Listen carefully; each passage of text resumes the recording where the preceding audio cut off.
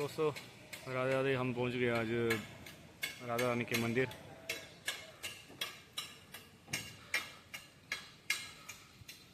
प्राचीन महान बिहारी मंदिर है, ब्रिज विकास ट्रस्ट।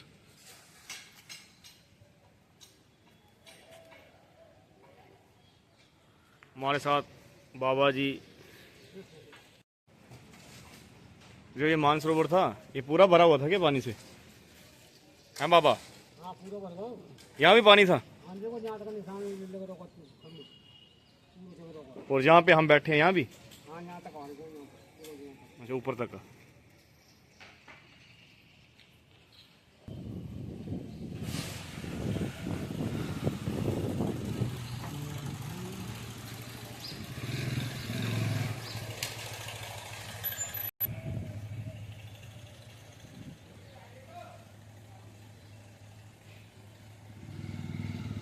दोस्तों ये मानसरोवर है राधा रानी का। बताते हैं, पहले राधा रानी के दर्शन करते हैं, उसके बाद चलते हैं मंदिर के अंदर। बहुत ही प्यारी लोकेशन, वृंदावन मथुरा। यह है राधा रानी का मंदिर। मंदिर के अंदर जाने वाले हम लोग अभी। फिर चलेंगे, फिर आप जाएंगे मानसरोवर।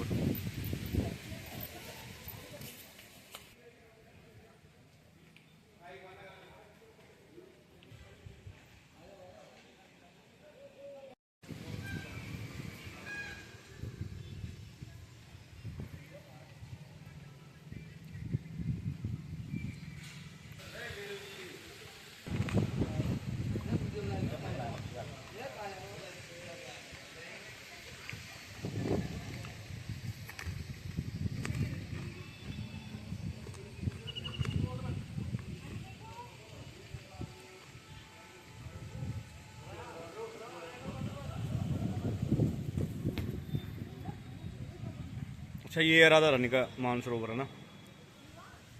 यहाँ तो पूरा पानी भर गया होगा। पानी भरा हुआ है ना, ये नहीं पता इसमें कितनी है। कितना गहरा होगा?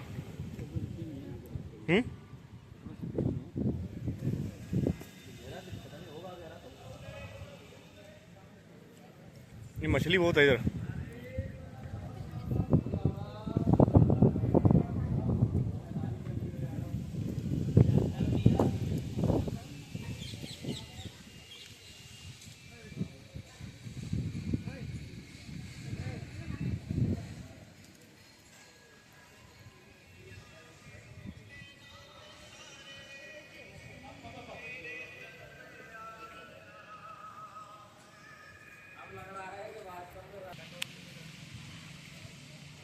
भाई छोटी छोटी सीपियाँ भी मिलनी है देखने को आपको इधर। ये शंख,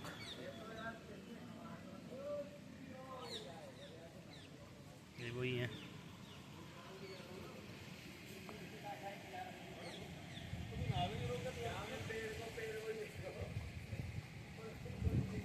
सीपियाँ छोटी छोटी।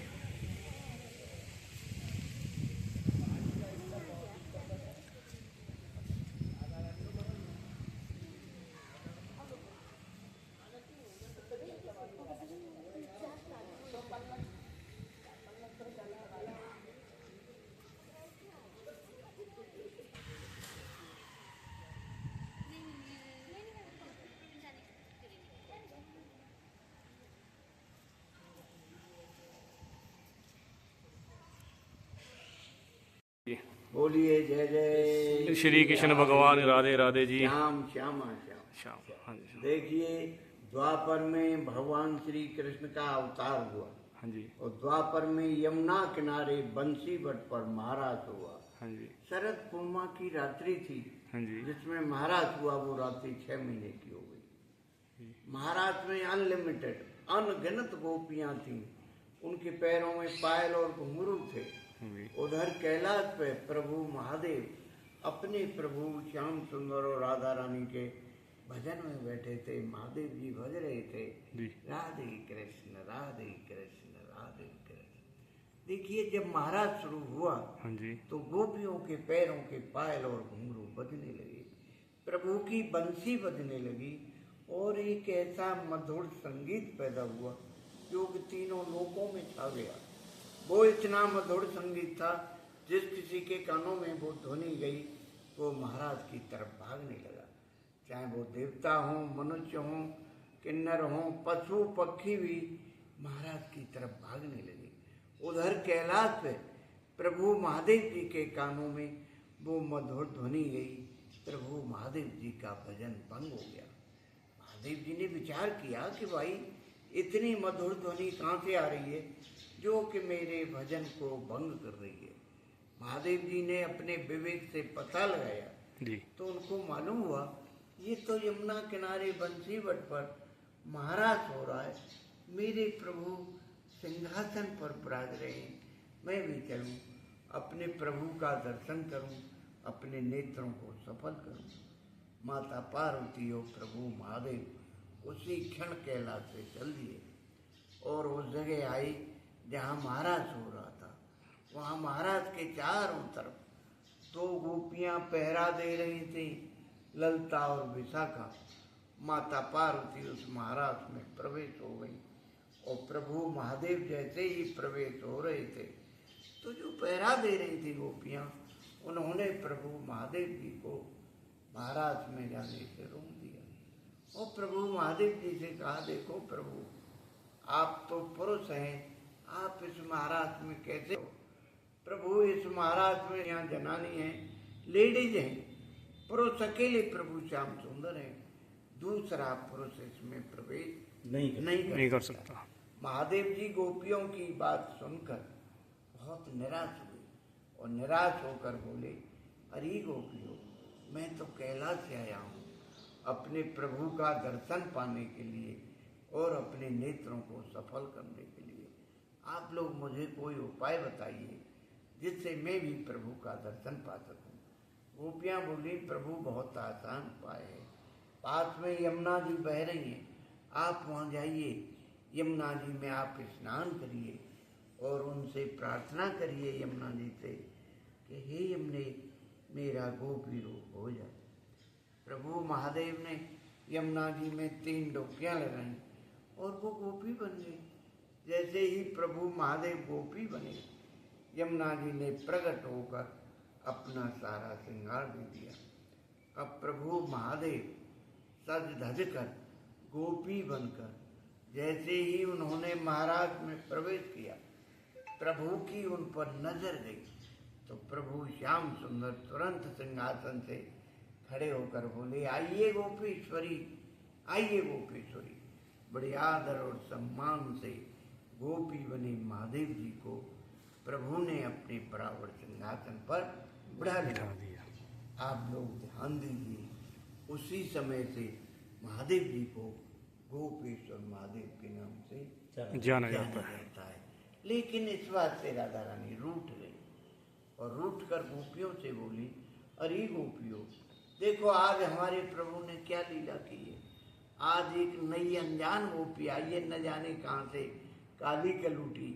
उस काली कलूटी नई गोपी को प्रभु ने अपने बराबर सिंहासन पर बिठा लिया है और जहाँ हम बैठते थे वहाँ बिठा लिया और उससे कहा है, गोपीश्वरी, हम सब गोपियों की ईश्वर बना दिया इस नई गोपी को। प्रभु ने हमसे तो आज तक गोपीश्वरी नहीं कहा, जबकि हम इनकी सबसे बड़ी गोपी हैं। इसी बात पर राधा रानी रूठ कर नंगे पैर पैदल धीरे धीरे चलते चलते यहाँ आकर बैठ गई। अब आप समझो, राधा रानी जब महाराज में से हट गई, महाराज बंद हो गया। राधा रानी के बिना रास महाराज संभव नहीं है। जब महाराज बंद हो गया, प्रभु ने देखा, अरे यहाँ तो महाराज भी बंद हो गया, यहाँ तो हमारी राधा रानी भी नहीं है। तब प्रभु व्याकुल होकर राधा रानी को चारों दिशाओं में ढूंढ रहे हैं, पुकार रहे हैं, हे राधे आप कहाँ हो, हे किशोरी जी आप कहाँ हो, जहाँ भी हो आप आवाज़ दो। देखिए, जिस रास्ते से राधा रानी आई थी उस रास्ते में ब्रज की रज में राधा रानी के बहुत छोटे छोटे पैरों के चिन्ह बने थे। जब प्रभु ढूंढ रहे थे राधा रानी को, अचानक प्रभु की नज़र चली गई और उन्होंने पहचान लिया ये तो हमारी राधा रानी के पैरों के चिन्ह हैं। उन चिन्हों से रज लेकर प्रभु ने अपने मस्तक से लगाई और उन चिन्हों को प्रभु खोजते खोजते खोजते खोजते यहाँ राधा रानी के पास आए। यहाँ आकर प्रभु ने राधा रानी को खूब मनाया, खूब मनाया। जब मनने में नहीं आई तो पैरों में पड़ गए और बोले, देखो राधे, आप गुस्सा हो गई, नाराज हो गई। वो कोई मामूली गोपी नहीं थी। कैलाश से प्रभु महादेव आए थे गोपी बनकर महाराज देखने के लिए। देखो राधे, अब आप अपनी गुस्सा छोड़ो और हमारे साथ चलो। राधा रानी बोली, प्रभु अब मैं कैसे चलूं? मैं महाराज में से नंगे पैर पैदल चल कर आई हूँ। प्रभु देखो मेरे पैरों में छाले पड़े हैं, मैं बहुत ज़्यादा थकी हुई हूँ। प्रभु अब मैं नहीं चल सकती। तब प्रभु बोले, अच्छा राधे, आपके पैरों में छाले हैं, आप नहीं चल सकती हो, तो हमारे कंधे पर बैठ जाओ। ऐसे ही राधा रानी प्रभु के कंधे पे बैठने को होती हैं। प्रभु अंतर्ध्यान हो जाते हैं।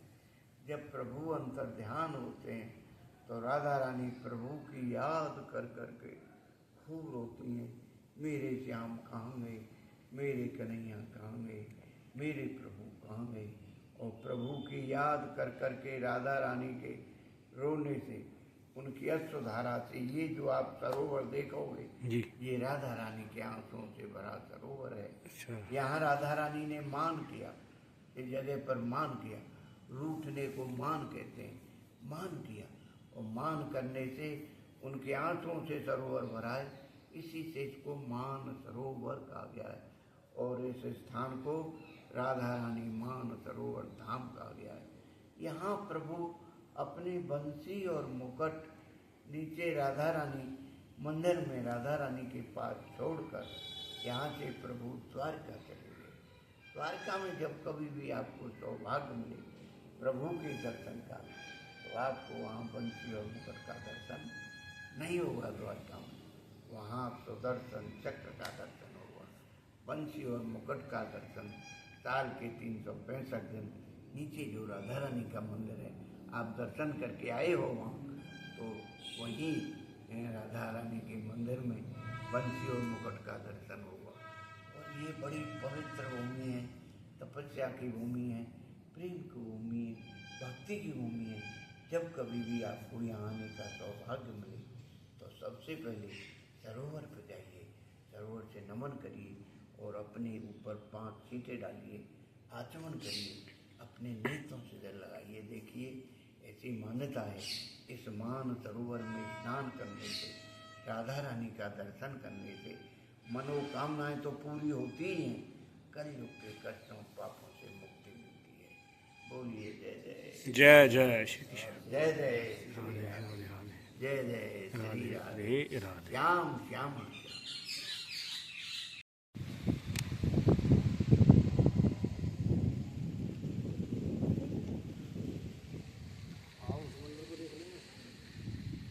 वहीं चलते हैं अभी।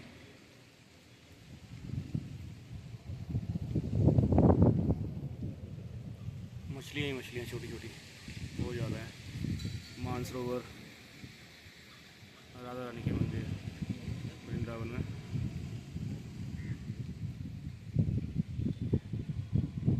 जूम करके बता रहा हूँ आपको।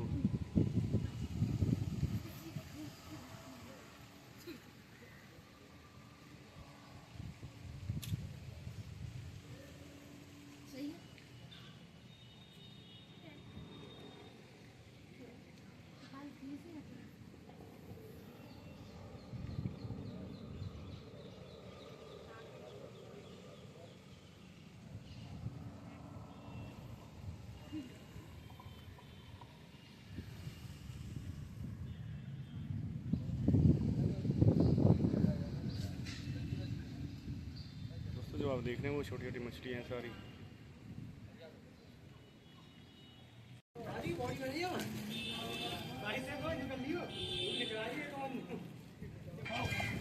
राधे राधे दोस्तों यहाँ पे माँ राधा रानी के आंसू हैं।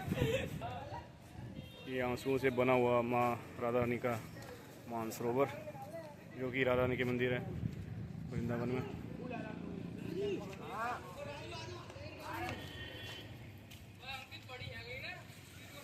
जब भगवान श्री कृष्ण भगवान जब राधा रानी को छोड़ के चले गए थे, उसके बाद माता रानी ने यहाँ पे रो रो के ये सरोवर बना दिया, उनके आंसुओं से निकला हुआ। ये जल दो आप देख रहे हैं, वो उनके आंसू से निकला हुआ पानी है।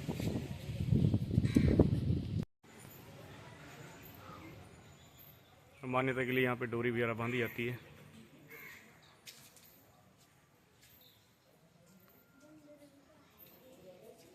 दोस्तों अंदर की फ़ोटो खींचना मना है मंदिर में राधा रानी की, इसलिए मैं अंदर की फ़ोटो वो दिखा नहीं पाऊँगा और ना वीडियो भी बनाना अलाउ नहीं है।